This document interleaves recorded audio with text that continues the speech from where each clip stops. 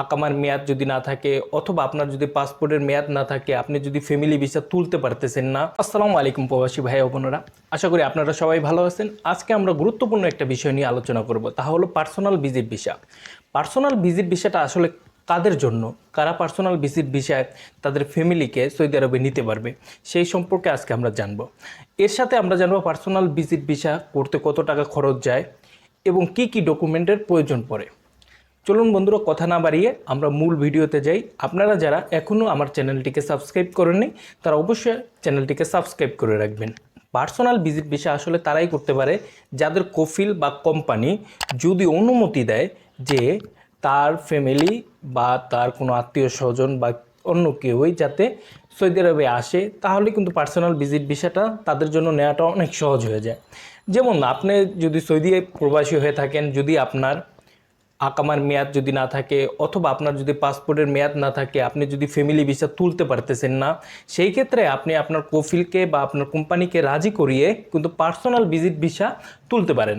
Personal visit ভিসাটা তোলা হয় কোম্পানি বা আপনার যে কফিল থাকে বা আপনার যে কোম্পানির মালিক যে থাকে তার পাসপোর্ট মানে তার আকামার উপরেই একটা ভিসা তোলা হয়। সেই ভিসাটাকে আপনার পার্সোনাল ভিজিট ভিসা বলে, যে এটা কাইন্ডস অফ ফ্যামিলি ভিজিট ভিসার মতনই। ফ্যামিলি ভিজিট ভিসা যেহেতু আপনার আকামা কার্ডের উপরে তোলা হয়, আর পার্সোনাল ভিজিট ভিসাটাও তোলা হবে আপনার কোম্পানি বা কফিলের আকামা কার্ডের উপর ডিপেন্ড করে পার্সোনাল ভিজিট ভিসাটা তোলা হবে।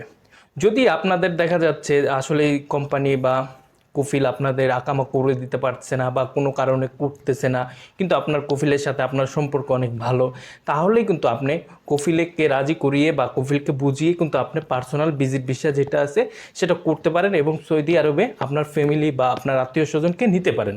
পার্সোনাল ভিজিট ভিসাটা 1 বছরের জন্য হয়। সৌদি আরবে যেরকম ফ্যামিলি ভিসা হয় কাইন্ডস অফ একই রকম প্রসিডিওর, প্রসেসিংও একই রকম সেম থাকে, কিন্তু 2-1টা ডকুমেন্ট বেশি প্রয়োজন পড়ে।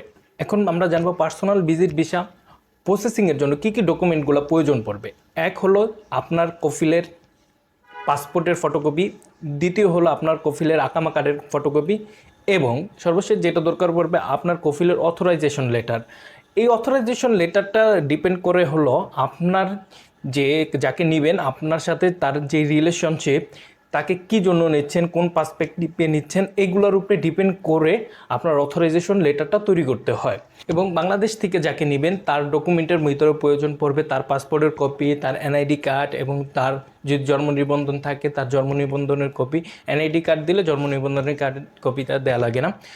এবং তার পুলিশ ক্লিয়ারেন্স যদি 18 বছর 6 মাসের উপরে হয় তার পুলিশ ক্লিয়ারেন্সটা দরকার পড়বে এবং তার সর্বশেষ ছবি দরকার পড়বে। এই ডকুমেন্টগুলোই বাংলাদেশ থেকে যে যাবে তার দরকার পড়বে এবং সৌদি আরবে যে নিবে তার কোনো ডকুমেন্ট প্রয়োজন পড়বে না, শুধু তার কফিলের ডকুমেন্টগুলো প্রয়োজন পড়বে পার্সোনাল ভিজিট ভিসার ক্ষেত্রে। এখন আমরা জানবো পার্সোনাল ভিজিট ভিসা খরচ কীরকম যায়। পার্সোনাল ভিজিট ভিসা খরচ ব্যক্তি অনুযায়ী নির্ভর করে, এক একজনের এক এক রকম খরচ যায়। কাইন্ডস অফ আপনার ফ্যামিলি ভিজিট ভিসার মতনই খরচ যায়। আপনারা যদি পার্সোনাল ভিজিট ভিসা সম্পর্কে কোনো কিছু জানতে চান বা এই সম্পর্কে আপনাদের আগ্রহ থাকে, তাহলে আপনারা আমাদের উপরে দেওয়া নাম্বারে যোগাযোগ করতে পারেন আমাদের সাথে। আমরা দীর্ঘদিন যাবৎ সৌদি আরবের family visa, personal visa, visit visa এবং বিজনেস ভিসা নিয়ে কাজ করতেছি এবং সৌদি আরবে ওয়ার্ক ভিসা প্রসেসিংও আমরা করে থাকি।